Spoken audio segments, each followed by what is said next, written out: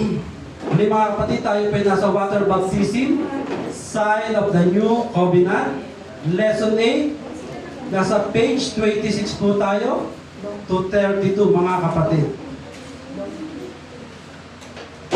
Ang ating pong memory verse dito mga kapatid is Luke 24,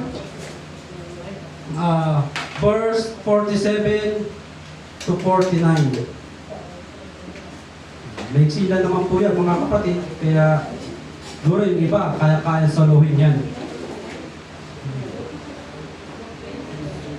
Yan. Memory verse, Luke 24, 47 to 49. Ang lesson aim po natin, to know and be able to explain the correct formula of for water baptism. So dito mga kapatid sa Luke 47 to 49, sinasabi dito, at ipangaral sa kanyang pangalan ang pagsisisi at pagpapatawad ng mga kasalanan sa lahat ng mga bansa magbuhat sa Jerusalem. Kayo'y mga saksi ng mga bagay na ito. At narito, ipadadala ko sa inyo ang pangako ng aking Ama. Dadapat magsipanatili kayo sa bayan hanggang sa kayo'y masangkapan ng kapangyarihan galing sa itaas. Iikot po ang ating topic mga kapatid kung ano ba talaga ang tamang formula ng water baptism. Kaya yung memory verse natin mga kapatid, mas maganda po talaga alam po natin yan. Lalo na sa itong chapter 47 mga kapatid, na sinasabi, repentance and remission of sins should be preached in His name among all nations, beginning at Jerusalem. Maganda po kasi ang mga kapatid, at least alam natin na pati yung mga apostles, alam nila na beginning at Jerusalem. Kung bakit beginning at Jerusalem mga kapatid, mamaya madadaanan po natin yan. Dahil napakarami ngayon mga kapatid, alam naman natin ng mga maraming sekta ang mga nagtuturo ng iba't iba patungkol sa formula ng water baptism. Kaya habang tumatagal nababago ng nababago ang formula. So ano po ba yung formula natin mga kapatid? Una-una, pagdating ng water baptism, ano po yung formula natin?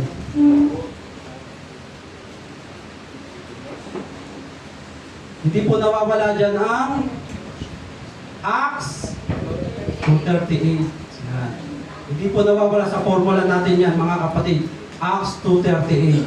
So marami na bago mga kapatid. Alam naman natin dahil ang mga tao ng mga unang panahon mga kapatid ay masyado nilang nahuhumaling sa mga pananaw o mga pagdating sa water baptism. Kumbaga, noong unang panahon mga kapatid, mas nabibigyan nila ng pansin yung mga tradisyon na turo ng kanilang mga magulang, turo ng mga ninuno.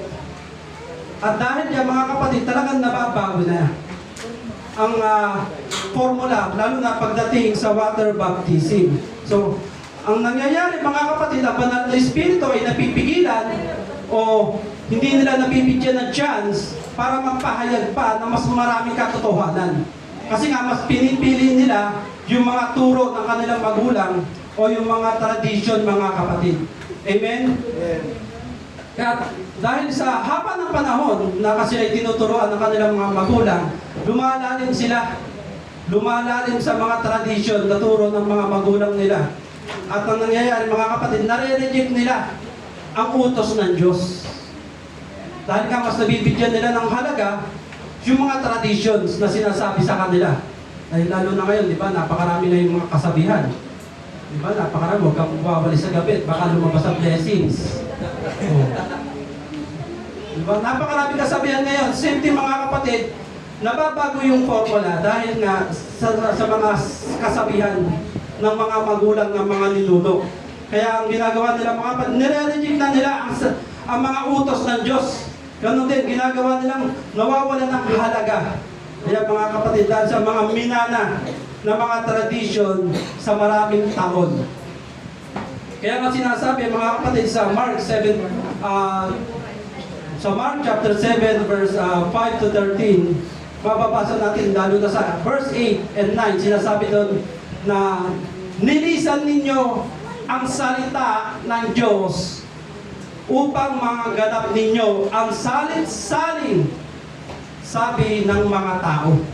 Ibig sabihin, mas binibigyan nila ng halaga yung mga yung pamahiin, mga traditions, kesa sa salita ng Diyos. Amen. Kasi nawala na nga, nireject na nga nila mga kapatid dahil sa mga tradition. So, dahil to mga kapatid, nababago na. Kaya sabi ng Panginoon, mga kapatid, sa verse 9 pa rin, totoong nilisan ninyo ang salita ng Diyos dahil sa mga saling sabi. Yan mga kapatid, mas pinili nila yung makinig sa magturo ng mga magulang, ng mga ninuno, kaysa makinig sa utos ng Diyos. Kaya yung water baptism, mga kapatid, ay unti-unting nababago yung formula. So alam naman natin, mga kapatid, hindi tayo lingid sa mga Trinitarian. Yan, malaking at ito yung pinagdidibatihan, mga kapatid talaga, ng marami sekta. Kahit ang mga, alam naman at mamaya mga kapatid, may mas maganda. So sabi dito mga kapatid, the Bible text forming the Trinity foundation and is also their baptismal formula. Yung Trinitarian mga kapatid, yun din ang ginagamit nila, siyempre yun ang doctrine nila. So yun ang ginagamit nila sa pagbabautismo. So alam naman natin mga Trinitarian, mga kapatid, saan sila nagbabautismo? Naniniwala kasi sila sa theory. Sa mga kapatid, 3 person in the Godhead. So naniniwala sila sa Father, Son, and Holy Spirit. At yun din ang ginagamit nila sa pagbabautismo. Pero kung iisipin natin mga kapatid, kung babautismohan ng tama ang isang mananampalataya, at ang gagamitin nila ay in Jesus' name, magiging contradict ito sa kanilang mga doctrine.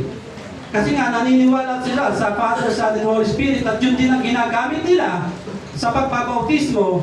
At kung gagamitin nila ay in Jesus' name sa pagbabautismo, contradiction yun sa kanilang doctrine. Amen mga kapatid?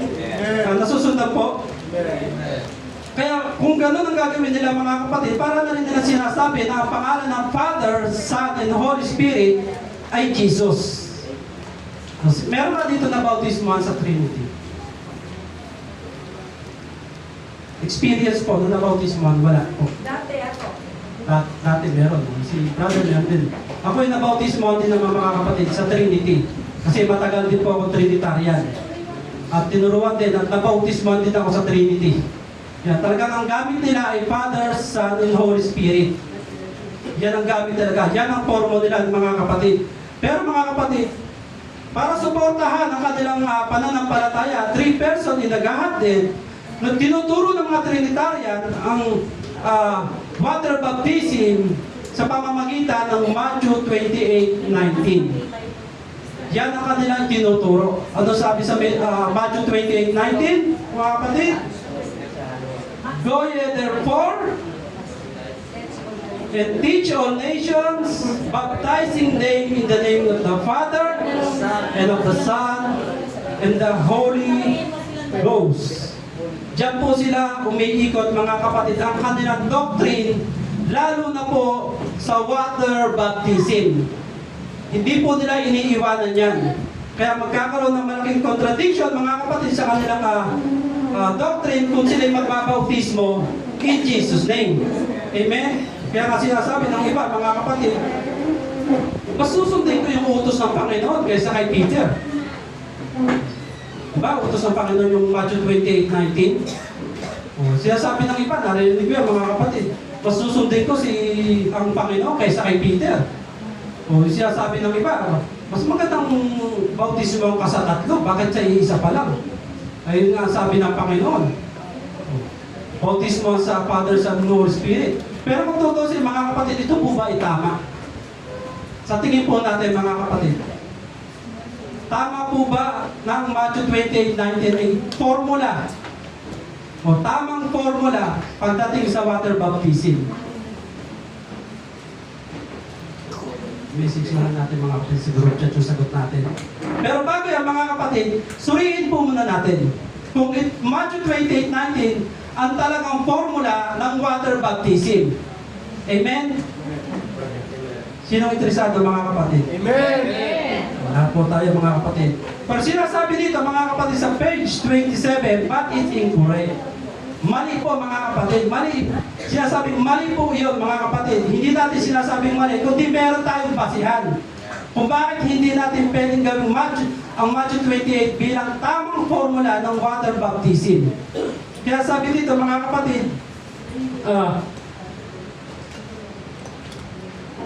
bago tayo pumili mga kapatid ng isang talata o ng isang verse sa scripture, at ito isipin natin talagang ito'y utos ng Panginoon sa lahat mga kapatid, dapat po natin na tiyakin o dapat natin siguraduhin na sa lahat ng four gospel na iniutos ng Panginoon ay dapat sundin. Kumbaga mga kapatid, para mahanap natin o para malaman natin ang ibig sabihin ng Matthew 28 natin, Matthew 28:19, dapat muna natin itong pag-aralan. Dapat muna natin itong suriin. Hindi na tayo basta-basta maniniwala. Right. Hindi na porke nabasa natin sa Bible at sinabi ng Panginoon, ito na yun. Hindi po mga kapatid, dapat natin ito pag-aralan, dapat natin suriin muna. Kung ito ba talaga ay pinamuhay, kung ito ba ay isinagawa, kung paano ba ito naganap. So ibig sabihin mga kapatid, yung Matthew 28:19 dapat tumutugma din sa book of Mark, Luke, and John. Amen? Amen. So tingnan natin mga kapatid kung yung Matthew 28:19 ay tugma rin sa tatlong authors, mas lalo na sa book of Acts. Kasi ang katuparan po ng Matthew 28:19 ay nasa book of Acts. Nandun po mga kapatid, amen? Kaya suriin muna natin mga kapatid. Kaya mas maganda na nagbabasa tayo ng Bible, pero kailangan may pagsusulit din, may pag-aaral din. Kasi kung nagbabasa tayo ng Bible at hindi natin pinag-aaralan, hindi natin sinusuri, baka tayo mismo ay maligaw sa sarili natin pagbabasa. Amen? Kaya dapat po mga kapatid, tingnan po muna natin. Dahil lahat ng meaning na ito, mga kapatid, ay sinagawa ang Matthew 28:19 sa book of Acts. Katulad nga ng sinabi natin, mga kapatid, ang katuparan ng Matthew 28:19 ay nasa book of Acts at ito ay tinuro sa Ephesians. Ibig sabihin sa mga sulat, mga kapatid. Amen? At kung maalala natin, mga kapatid, yung memory verse natin na sinasabi doon, na repentance and remission of sins should be preached in His name. Doon pala mga kapatid, makikita na natin at magkakaroon na ng linaw sa atin kung ang tamang formula. Kung in Jesus' name ba o doon sa tatlo. Kasi pinangaral ng mga apostles, mga kapatid, yung pagpapatawad ng kasalanan sa pangalan ng Panginoong Hesus. Amen? At sinabi, ipangaral sa lahat and teach all nations. At nagsimula sa Jerusalem, beginning at Jerusalem. So doon pa lang mga kapatid, magkakaroon na tayo ng idea eh. Amen? So meron tayo dito mga kapatid, at least 4 reasons o 4 na dahilan kung bakit hindi natin hindi natin gawing formula ng water baptism ang Matthew 28:19. Amen mga kapatid? Ayan. Sabi dito mga, at least 4 reasons disclaim using Matthew 28:19 as an exact baptismal formula. Meron tayong 4 na dahilan dito mga kapatid kung bakit ang Matthew 28:19 ay hindi natin masasabi na eksaktong formula ng water baptism. Amen? Una mga kapatid, historical evidence. Yung sa mga kasaysayan. So, lahat ng encyclopedia, mga kapatid, at church history books ay nagpapahayag na nung nabubuhay pa ang mga apostles, ay wala ni isang salita na ginamit sa pagbabautismo maliban sa pangalan ng Panginoong Hesus. Take note mga kapatid, sabi po dito, lahat ng encyclopedia at church history books, wala tayong mababasa na may ibang ginamit na salita na ginamit sa pagbabautismo maliban sa pangalan ng Panginoong Hesus. Amen. Amen? Kahit ni isa mga kapatid, walang records na tayo makikita o wala ni isa na nangyari na ginamit na ibang salita sa pagbabautismo maliban sa pangalan ng Panginoong Hesus. Amen. Kahit nung first century mga kapatid, wala pong nakatala sa libro. First century. Ibig sabihin, nabubuhay pa ang mga apostles nyo, mga kapatid, nung first century. Kasi ang isang century, mga kapatid, is 100 years po yan. Nagsisimula ang first century ng 1 to 100. Yan po ang first century. So, ibig sabihin, mula 1 to 100, mga kapatid, wala silang nakita ni isa na ginamit na salita na ginamit sa pagbabautismo. Maliban sa pangalan ng Panginoong Hesus. Amen?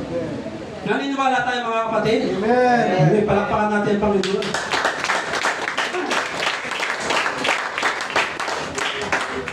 In general, mga kapatid, ang Matthew ay naisulat po 62 AD.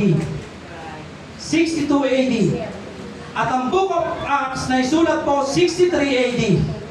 So during ng pagsusulat ni Matthew at nung panahon ng Day of Pentecost, meron pong 500 half million mga kapatid o half million 500,000 ang nabautismuhan. Sa gitna po ng pagsusulat ni Matthew at ng Day of Pentecost, may nabautismuhan po na half million. Ngayon mga kapatid, kung ang Matthew 28:19 ay ang eksakto na formula ng water baptism, ibig sabihin, yung half million na yon na nabautismuhan ay mali pala. Sa tingin po natin mga kapatid, mali ba yung ginawa sa kanilang pagbabautismo? At sa half million na yon mga kapatid, ay na-convert at nabautismuhan sa pamamagitan ng turo ni Peter at ni Paul. Remember mga kapatid, yung message ni Peter during Day of Pentecost, na 3,000. At yung mga nabautismo po ni Paul mga kapatid, is almost half million. Kaya kung ang Matthew 28:19 mga kapatid ang ginamit doon, ibig sabihin mali ang pagbabautismo. Ganun ba yun mga kapatid? O meron bang itinuro si Matthew na iba kaysa sa turo ni Peter at ni Paul? Kaya doon pala mga kapatid, makikita na natin na yung Matthew 28:19 ay hindi nila ginamit sa pagbabautismo. Kasi nga ito si Peter, mga kapatid, at itong si Paul, ay kumilos ito sa Book of Acts.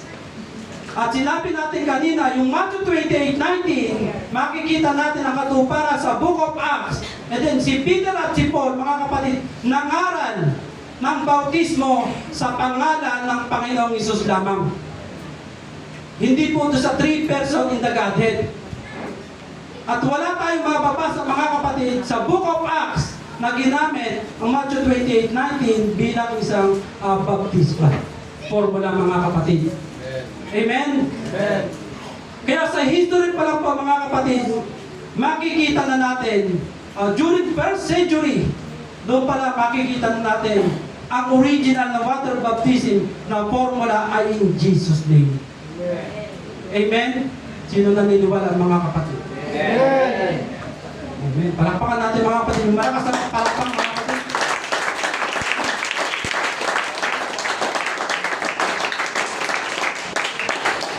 So, sa history pa lang po mga kapatid, sinasabi na hindi Matthew 28:19 ang eksaktong formula ng water baptism. Kasi sinasabi nga dito, lahat ng encyclopedia, mga church, history books, wala pong nakatala dyan na makikita. Amen? Pangalawa mga kapatid, words of the apostle. O salita ng mga apostle mga kapatid.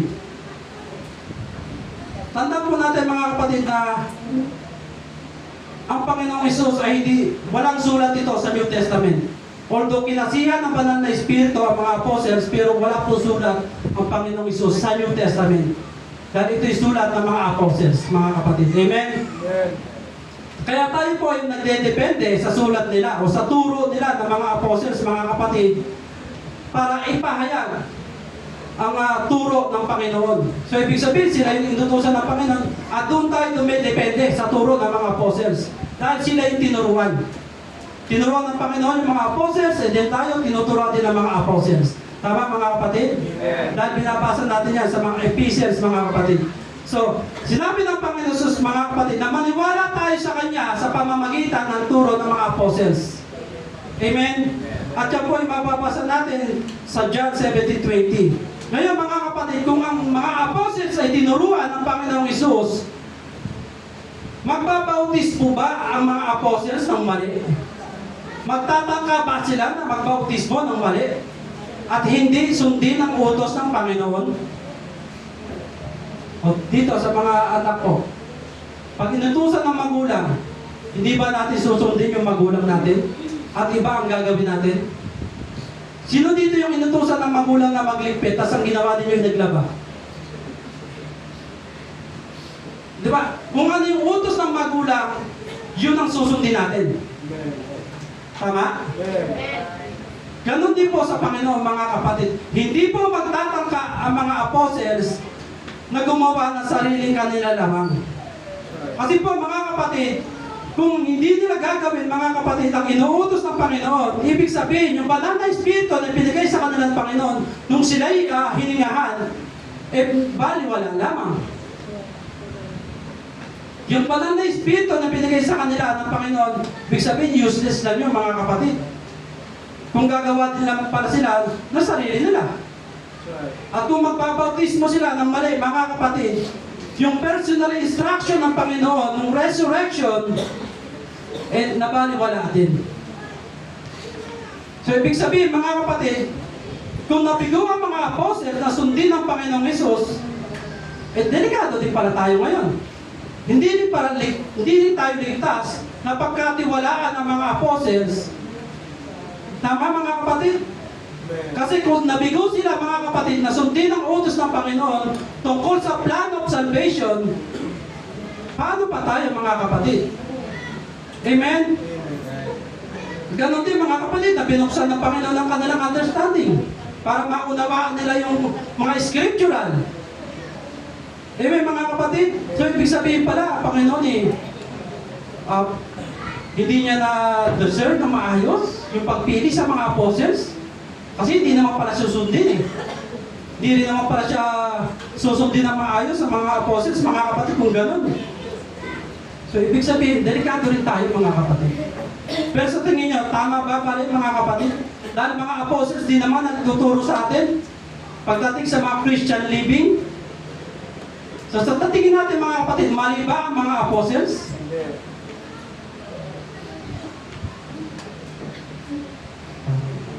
Mga kapatid. Para sa akin po mga kapatid, hindi mali ang mga apostles. Dahil yung baptism na ipinangaral ng mga apostles, yun din ang tinanggap natin. Yung ipinangaral sa kanila ng Panginoon, yun din yung tinanggap natin mga kapatid. Kung mali ang apostles, mga kapatid, hindi magtatagal yun. Di ba, remember si Peter at si John, dinala doon sa Sanhedrin. Di ba sabi ni Gamaliel, pabayaan nyo sila. Kasi kung hindi naman gawain ng Panginoon niya, mabubuwal yan. Mawawala yan. Pero kung yan gawain ng Diyos, lalabas lang na kinakalaban nyo ang Diyos. So ibig sabihin mga kapatid, yung tinanggap nating water baptism na formula, tama po yan. Amen. Amen? Kasi nga mga kapatid, bakit lumawak? Bakit lumawak yung pagbabautismo in Jesus' name? Maraming tumanggap in Jesus' name. Maraming nabago dahil sa pagbabautismo in Jesus' name. Amen? Lumawak tayo mga UPC, mga kapatid. At bakit tayo mga kapatid tinatawag na apostolic believer? Dahil naniniwala tayo sa tama ang ginawa ng mga apostles. Amen? Amen. At ako po mga kapatid medyo nag research ng kahit paano mga kapatid. At ito'y i-share ko din po sa inyo.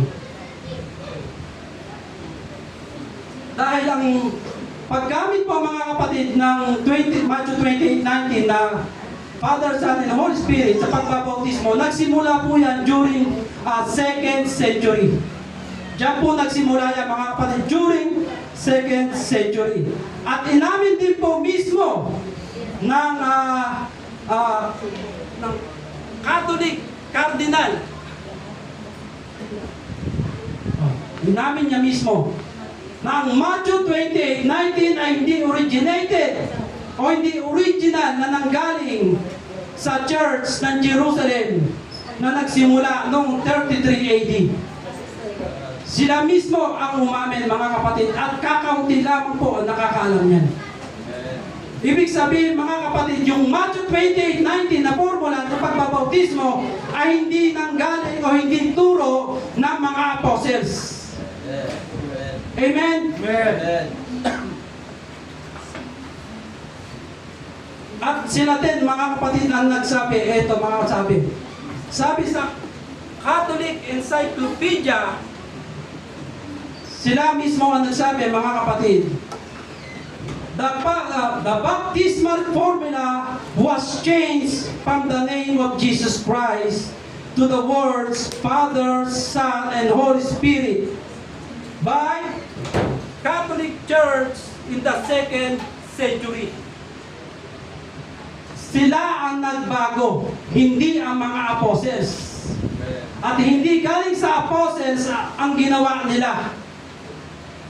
Kasi during 1st century pa lamang mga kapatid, 33 AD, nandun ang mga apostles na tuturo in Jesus' name, nagbabautismo in Jesus' name. Ipinapangaral ang pagpapatawad in Jesus' name. So ibig sabihin, inamin nila mismo mga kapatid na sila ang nagbago.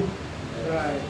So ibig sabihin, yung mga turo ng apostles mga kapatid ay tama po. Right. Yung tinanggap nating bautismo ay tama po yan. Amen. Amen? Kaya kasabi, during historical pa lang mga kapatid, wala na tayong mababasa ng ibang ginamit maliban sa pangalan ng Panginoong Hesus. Amen. Ibig sabihin, salamat sa Panginoon dahil tinawag tayo sa Yes. katotohanan. Hallelujah. Amen? Amen. Palakpakan natin ang Panginoon mga kapatid.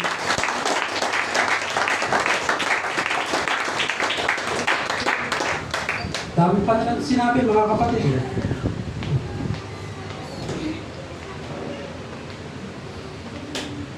Praise the Lord.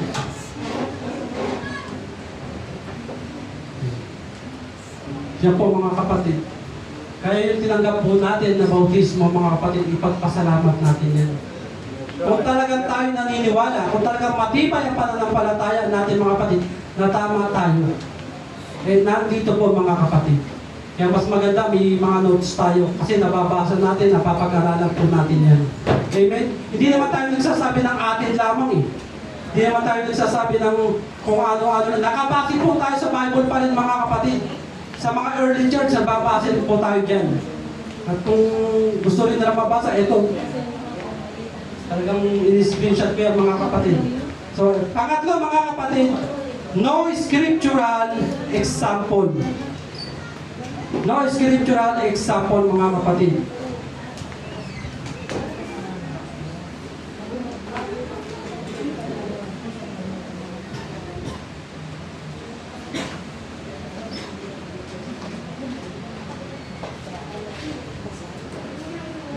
Sabi dito mga kapatid, wala ni isa sa early church ang nabautismoan maliban sa pangalan ng Panginoong Hesus. So dito pa rin mga kapatid, makikita pa rin natin na walang tao ang nabautismoan sa iba maliban sa pangalan ng Panginoong Hesus. Amen. Amen mga kapatid? Amen.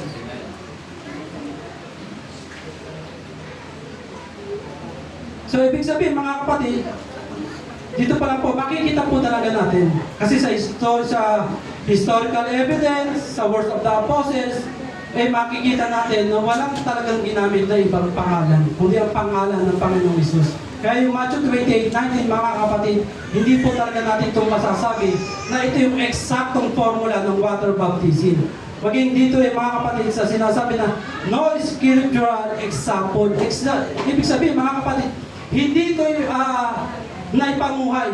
Kasi nga wala naman tayong mababasa na pinangalan ang Father, Son, and Holy Spirit sa Book of Acts, kundi puro sa pangalan ng Panginoong Hesus. At sabi pa dito mga kapatid, a superficial glance at the Acts of the Apostle reveals the name of Jesus was used in baptism only 3 times. Pero sa maraming pag-aaral, mga kapatid, lumalabas na 10 ito, na 9 instances, mga kapatid. Kaya kung makikita natin sa notes natin, mga kapatid, meron ito, dito. Yan. Yan po mga kapatid ang nagpapakita na ginamit ang pangalan ng Panginoong Hesus sa pagbabautismo. Makikita natin yan mga kapatid. Scripture sa Book of Acts, chapter 2 mga kapatid. Yung ginamit niya si Peter. So, basahin na lang po natin yan mga kapatid. Nandiyan naman po. Amen? Amen. Kaya mga kapatid, para matupad ang mga salita ng Panginoong Hesus, kailangan natin maghanap muna ng isang yung pangyayari ba mga kapatid sa scriptural na nagsasabi o nagsasalin ng mga ito isinagawa talaga. Kumbaga yung sinabi ng Panginoon tinupad at isinagawa ng mga apostles. Diba?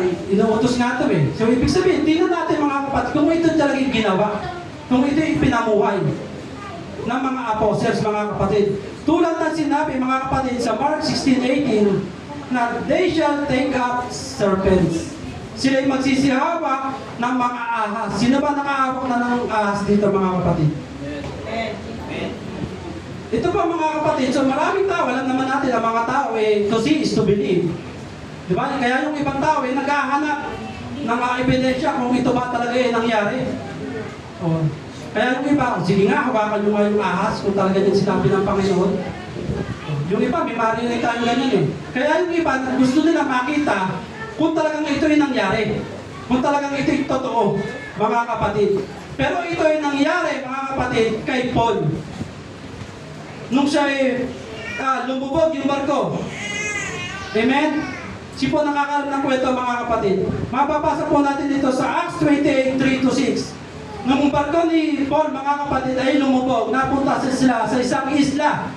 Anong pangalan ng isla, mga kapatid? Mayroon po ba nakakalam? Melita. Tama? Tama, mga kapatid? Melita po yung mga kapatid, yung island na yon. So sa island na yon, doon naninirahan yung mga barbarian, yung mga barbaro. So during si Paul, mga kapatid, ay tinanggap ng mga barbaro at nagpapainit sa apoy. Inayos ni Paul yung isang bugkos ng kahoy at inihagi sa apoy. At doon sa kahoy, mga kapatid, may lumabas na ahas. At paglabas ng ahas, tinuklaw si Paul at lumambitin sa kanyang kamay. Kaya sabi sa kanya ng mga barbaro, mamamatay ang taong ito. Mamamatay ang taong ito. Walang sana mamamatay taong ito. Sabi ng mga barbaro. Nakaligtas man siya sa dagat, pero hindi pinahintulot ng ahas na mabuhay pa siya. Kaya ang ginawa ng mga barbaro, mga kapatid, hinintay nila na bigla na lang mamatay ito si Paul o bigla na lang bumagsak. Pero sa kakahintay nila, mga kapatid, hindi namatay si Paul, hindi bumagsak. Kaya bigla nagbago ang isip ng mga barbaro. Nung una, sinasabi nila, mamamatay tao ito si Paul. Nung hindi namatay si Paul, at sinabi nila, isa tong Diyos. Yun na ang sinabi nila, ang bilis magbago ng isip, isa sa Diyos. So, ibig sabihin, mga kapatid, ang paghahawak ng mga ahas ay parte ito ng Great Commission. Take up serpents is a part of the Great Commission tulad ng Matthew 28:19. Wag lang mga kapatid, wag lang natin sasadyain ha. Wag lang natin sasadyain na humawak ng ahas. Yung hindi lang sinasadya, mga kapatid. Kasi yung nangyari kay Paul, hindi naman po sinasadya yun. Hindi talaga intention ni Paul. Baka yung iba sa atin, hawakan talaga yung ahas. At tinakot ang cobra. Patok lang, hindi pa mga kapatid. Yung hindi lang po sinasadya. Amen? Pero po yung take up serpents, mga kapatid, isa po yan sa Great Commission. Kaya ang iisipin natin, mga kapatid, natupad yung sinabi ng Panginoon. Kahit yung sinabi na pinangako ng Panginoon na Holy Spirit, natupad din naman, mga kapatid. Tama? Amen? Amen. Sino may banal na Espiritu dito? At di ba yung pangako ng Panginoon yan? O natupad din, mga kapatid. So, ibig sabihin po, mga kapatid, kung makakakita tayo ng mga itong illustration, at totoo naman, mga kapatid, bakit hindi natin paniwalaan? Kasi nangyari naman. Nangyari na. At sa mismo mga apostles mismo, nangyari, mga kapatid, yung sinasabi ng Panginoon. So, ibig sabihin, yung mga utos ng Panginoon, sinasabi ng Panginoon, ginawa ng mga apostles. Nangyari din po sa mga apostles. Amen, mga kapatid? Amen. Ganon din po sa Matthew 28:19. So dahil ang Matthew 28:19, mga kapatid, ay katuparan sa Book of Acts, malalaman na natin kung ano ang tamang formula talaga ng water baptism. Amen? So ano po ang tamang formula, mga kapatid? In Jesus' name. Jesus' name.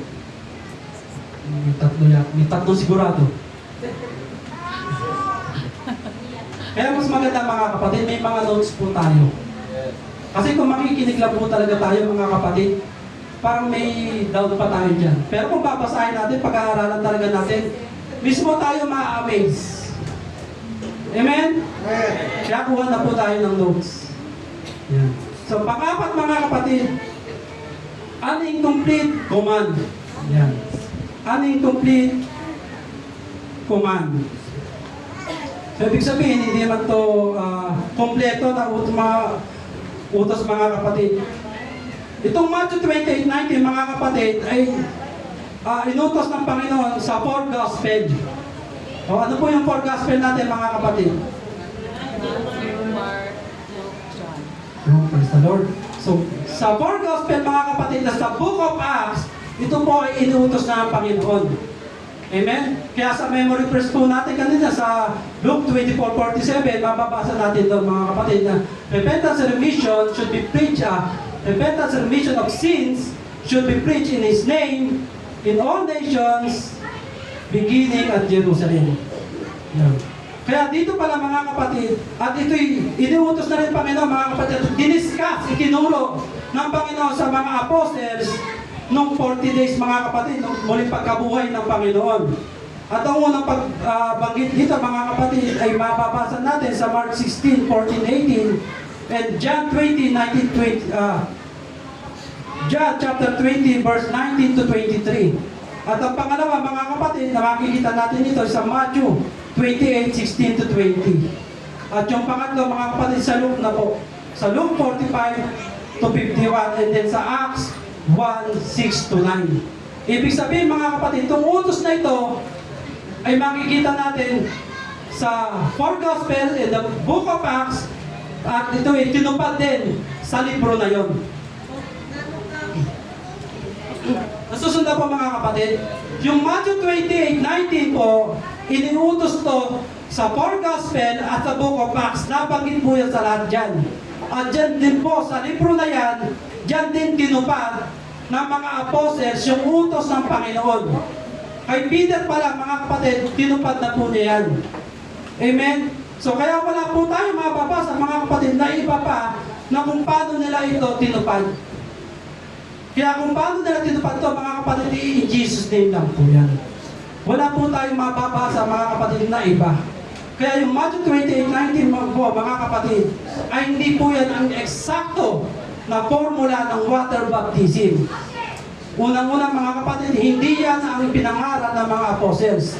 Dahil ang ipinangaral ng mga apostles ay remission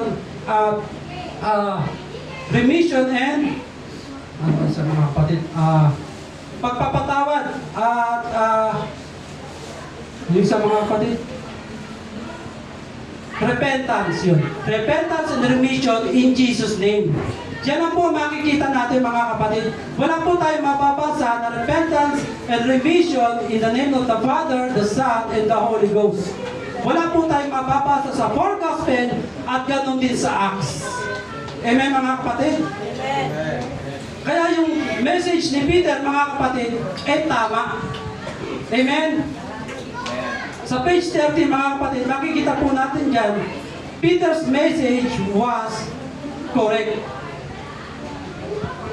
Dito po mga kapatid, sa Acts 2:38, sinasabi ni Peter yung una niyang pagtuturo tungkol sa Matthew 28:19. Ano yung sinabi ni Peter mga kapatid sa Book of Acts?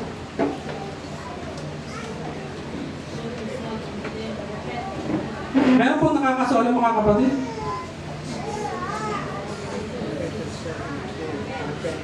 Wala, hindi natin solo.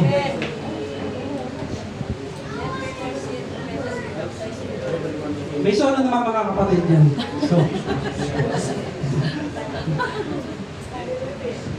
yung first sentence nandito eh, tapos second nandito, tapos yung third nandito. So, solo pa rin naman. So, gaano ba mga kapatid na nagkakasundo itong mga apostles patungkol sa message ni Peter during Pentecost? During day of Pentecost. Kasi nagkakaisa to si Peter, mga kapatid, ganoon din ang 12 apostles, kabilang na si Matthew, mga kapatid. Nagkakaisa sila mga kapatid dahil nandun nga sila sa upper room nung sila ay lukuban ng banal na Espiritu. Kaya nga sabi sa Acts 2:38, sabi ni Peter, repent and be baptized, every one of you, in the name of Jesus Christ, for the remission of sins, and You shall receive the gift of the Holy Ghost. And 39, mga kapatid, sabi din doon, for the promise is unto you, and to your children, and to all that are far off, even as many as the Lord our God shall call. Ibig sabihin, mga kapatid, tinupad ba nila ang utos ng Panginoon? Kami narinig ako hindi. Amen. Tinupad ba nila mga kapatid ang utos ng Panginoon? Amen. Amen. Dahil sinasabi ng Panginoon sa memory verse natin, repentance, ang sinabi ng Panginoon, repentance. Ano yung unang sinabi ni Paul? Repent. Sabi ng Panginoon, repentance. And remission. Ano sinabi ni Paul? Repent and be baptized, every one of you, for the remission of sins. At sinabi pa ng Panginoon, mga kapatid, a remission of sin in His name, and behold, I send the promise of my Father upon you. At sinabi ni Paul sa last, and ye shall receive the gift of the Holy Ghost. Yung utos ng Panginoon sa apostles, tinupad nila. Dahil sabi nga sa memory verse natin, repentance and remission of sins should be preached in His name. Oh. Amen? Should be preached in His name in all, among all nations, beginning at Jerusalem. And you are witnesses of these things. Tayo ang mga witness sa bagay na ito. Amen? Kaya hanggang ngayon, in Jesus' name pa rin, ang ating ipinapangaral pagdating sa remission and repentance. Amen? Kasi mga kapatid, ito yung tama. Amen? At sabi sa 49 pa, sa verse 49, and behold, I will send the promise of my Father upon you. But tarry you in the city of Jerusalem until you endued with power from on high. Hanggang sa makasangkapan sila ng kapangyarihan na galing sa taas, which is the Holy Spirit. At yung 120 sa upper room, mga kapatid, natanggap nila ang banal na Espiritu na ipinangako ng Panginoon. At hanggang ngayon, marami pa ang nakakatanggap ng banal na Espiritu na ipinangako ng Panginoon. Amen? So, ibig sabihin, mga kapatid, ligtas ang ating pananampalataya. kung ipagpapatuloy po natin. Kaya dito pa lang mga kapatid, makikita na natin. Sa message pa lang po ni Peter, makikita na natin kung paano nila tinupad ang Matthew 28:19. Amen? Sino naniniwala kay Peter, mga kapatid? Amen. Ngayon ang natanong mga kapatid, si Luke ba at si Peter kontra dito kay Matthew? Tingin po natin mga kapatid, si Luke ba at si Peter kontra kay Matthew? Hindi, amen? Kasi nga, pinangalan ni Peter. Pero bakit sinabi ni Matthew, mga kapatid, Matthew 28? Ang sulat po ni Matthew, mga kapatid, masyadong malawak. At masyadong malawak at para po sa pangkalahatan na rin po yan, mga kapatid. Para sa pangkalahatan na rin yan. So, ibig sabihin, mga kapatid, may mga ibang bagay na hindi binanggit si Matthew. Pero nabanggit ng mga ibang authors. Kasi ang Book of Matthew, mga kapatid, ay makita po natin ay naglalaman po yan ng birth, ministry, death, and resurrection. So, ibig sabihin, may mga ilan na hindi na isama itong si Matthew. Pero binanggit din naman po ng mga ibang authors. So, ano nga ba yung mga hindi na isama o hindi nabanggit ni Matthew, mga kapatid, pero nabanggit ng ibang authors? So, una, mga kapatid, repentance. Matthew was mute about repentance, mga kapatid. Pero sinabi ni Luke sa 24:7, tulad ng ating binabanggit kanina pa, repentance. Si Matthew pa, mga kapatid, ay tahimik at hindi niya nabanggit yung tungkol sa repentance. Pero sinabi ni Luke, mga kapatid, repentance should be preached in His name. Sa pangalan ng Panginoong Hesus. Saan pa, mga kapatid? Faith. So, wala nabanggit dito si Matthew, mga kapatid, tungkol sa faith. Pero sabi sa Mark 16:16, ano sabi ng mga kapatid? He that believeth and baptized shall be saved. Pagtungkol sa pananampalataya, mga kapatid, tahimik din po si Matthew, pero binanggit ni Mark. Sa remission of sin, mga kapatid, ganun din po. Sinabi din ni John 20:23, whosoever sins ye remit, they are remitted unto them. Pero sinabi din ni Luke, mga kapatid, remission of sin should be preached in His name. Ano pa, mga kapatid, receiving the Holy Ghost, hindi po nabanggit ni Matthew. Pero sinabi sa Luke 24:49, and behold, I send the promise of my Father upon you, and be tarry in the city of Jerusalem, until you endued with power from on high. So, sinabi pa rin yun ni Luke, mga kapatid. Pero sinabi sa Acts 1:8, ano sabi, mga kapatid? Ye shall receive power after that the Holy Ghost is come upon you. Marami po nabanggit si Matthew, na hindi nabanggit si Matthew, pero nabanggit din naman po ng mga authors. Right. Tulad po ng signs, following, mga kapatid, nabanggit din po yan ni Mark. Ganon din mga kapatid, the name. Yung pangalan, mga kapatid. Hindi po na, hindi ni-repeat ni Matthew yung pangalan. Pero alam natin yung pangalan. Anong pangalan ng anak, mga kapatid? Jesus. Ano po, mga kapatid? Jesus. Dami lang pa, mga kapatid. Mamaya, ano na yan? Magkakaisa na tayo mamaya na pangalan ng anak ay Jesus. Amen? Pero anong pangalan ng Father at the Holy Ghost? Jesus. Amen. So, yun dyan po, mga kapatid, hindi po nabanggit yan ni Matthew. Pero nabanggit ng mga apostles. Kaya it doesn't mean, mga kapatid, na ito si Matthew ay iba ang tinuturo. Ibig sabihin, mga kapatid, in perfect harmony pa rin po ito si Matthew kasama ang ibang apostles. Amen? Amen. Amen po, mga kapatid? Amen. Ang maling idea lang po, mga kapatid, na ang Father, Son, and Holy Ghost are the names. Sinasabi nila na ito ay pangalan. Hindi po ito pangalan, mga kapatid. Ang Father, Son, and Holy Ghost po ay title po yan. Amen? Amen. Pero ang ginawa nila, mga kapatid, ginawa nilang pangalan.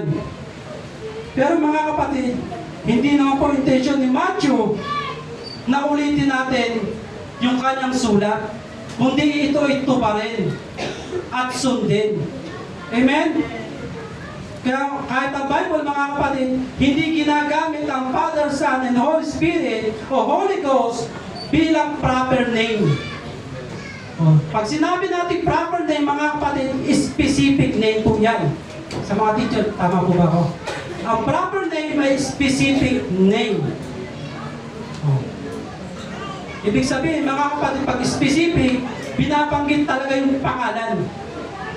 Kasi halimbawa dito, taas ang pangalan ng mga tatay, ang dami tatay yung tataas. Pero pag sinabi ko yung pangalan, yung specific name, siya lang yung magtataas. Amen. So ganun din po mga kapatid, hindi ginagamit ang Bible yung Father, Son, and Holy Ghost bilang proper name. At sa New Testament, puro sa pangalan ng Panginoong Hesus. Amen? Ibig si Sikaraya, mga kapatid, sinasabi niya sa 14:9, sabi ni Sikaraya, there is one Lord. Amen? There is one Lord, and His name one. May iisang Panginoon at iisa ang pangalan. So ibig sabihin, yung Father, Son, and Holy Ghost, iisa lang talaga yun. Ibig si Sikaraya, mga kapatid, sinabi niya. Amen? Kaya, nililinaw din mga kapatid ng Bible, mismo ang Bible na naglilinaw na ang pangalan na kailangan gamitin para sa pagbabautismo ay pangalan ng Panginoong Hesus lamang. Amen? Amen. Sino naniniwala, mga kapatid? Lahat po tayo naniniwala, mga kapatid? Palakpakan po natin, Panginoon, mga kapatid.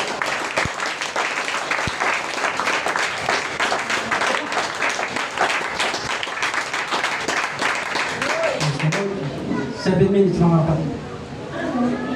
So dahil ang bautismo, mga kapatid, ay para sa kasalanan, dapat din itong pinapangunahan ng Panginoon. Sino naniniwala, mga kapatid? Kung ang bautismo, mga kapatid, ay kapatawaran ng kasalanan, dapat itong pangunahan ng Panginoon. Amen? Dahil nga sabi sa ating memory verse, repentance and remission should be preached in His name. Itinuro sa mga apostles. Kaya yung pagpapatawad ng kasalanan ay dapat pinapangunahan ng Panginoon. Amen po? At isa rin, mga kapatid, ang sinabi ni Matthew na nabanggit niya.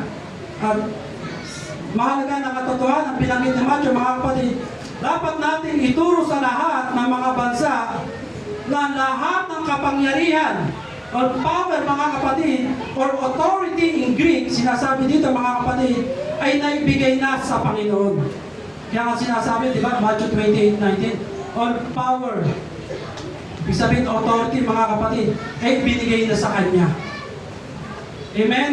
Ang kapangyarihan, mga kapatid, ay binigay na sa langit at sa ibaba ng lupa ay naibigay na po sa Panginoon. So, ibig sabihin, wala po tayong kung gusto natin ng repentance, gusto natin ng mission, mga kapatid, sa pangalan po ng Panginoong Hesus. Amen? Kaya lahat po ng tatanggap, mga kapatid, sa bautismo, sa authority ng Panginoon, kailangan mabautismohan lamang sa pangalan ng Panginoong Hesus. Amen? Kaya hindi din naman po intention ni Matthew, mga kapatid, na pagkitin natin o ulitin natin yung sinabi niya sa Matthew 28:19. Ang kailangan masusing pag-aaral para malaman po talaga natin ang ibig sabihin ni Matthew. Amen, mga kapatid? Ang po natin, mga kapatid, Panginoon.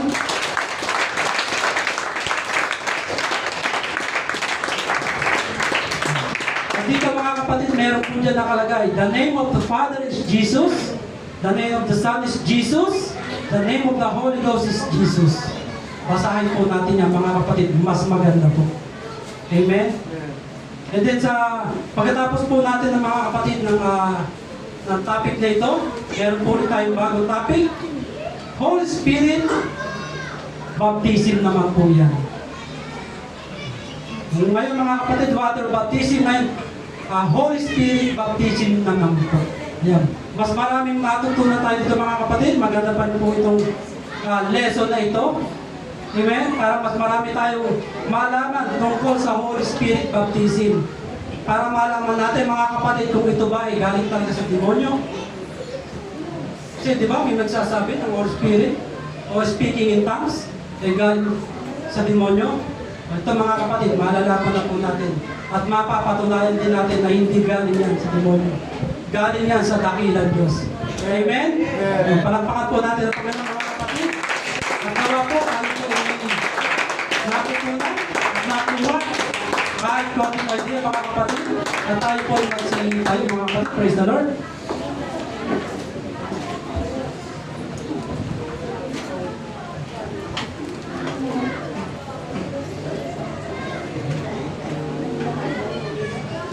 At tayo po ay, habang nakatayo tayo mga kapatid, magkakaroon po tayo ng offering.